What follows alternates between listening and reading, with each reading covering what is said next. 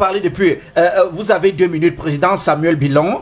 Dites-nous en quelques mots, vous êtes dans le pacifisme aussi.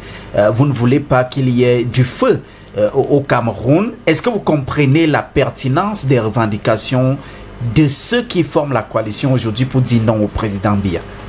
Est-ce qu'il y a une pertinence? Je vous ai vu contre les réactions des autres tout à l'heure.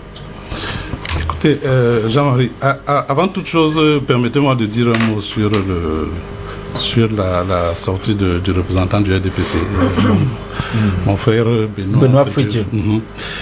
Parlant de certains partis politiques, tout à l'heure, il a parlé des partis politiques de la coalition. Donc certaines femmes n'étaient même pas membre du parti politique.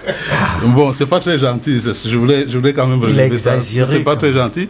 Ça me donne aussi l'occasion, avec votre permission, de faire un coucou à nos militants qui sont en Gaoundéré, parce que le secrétaire général du mouvement réformateur sort d'une mission où il a installé la fédération départementale de l'Anvina. Donc je dis, parce que vous êtes dans les réseaux sociaux, je dis merci à... Président, ça se sent que vous avez les militants. Mais je veux... Merci beaucoup. Allez-y rapidement, on n'a plus assez de temps, c'est terminé là. Mais je veux dire quelque chose. Nous sommes contre la perspective qui est quand même dans le pays, et c'est notre démarche, des batailles intercommunautaires ou bien partisanes.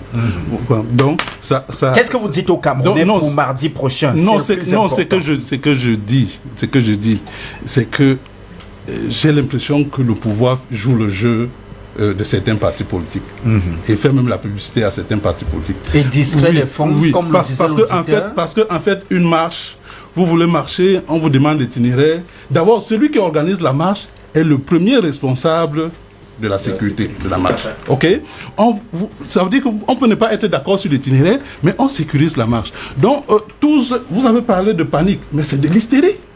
Parce que je viens de lire une sortie du ministre de la Santé aussi, qui vient dans un domaine qui n'est même pas proche. Pour parler du coronavirus, quand on parle politique. Qui demande qu'on interdise la marche parce qu'on va briser oui, mais attendez. les mesures barrières. Vous voyez ce qui se passe tous les jours. Vous trouvez ça ridicule? Vous voyez ce qui se passe tous les jours à Mokolo. Les gens se marchent sur les pieds, ils ne disent rien.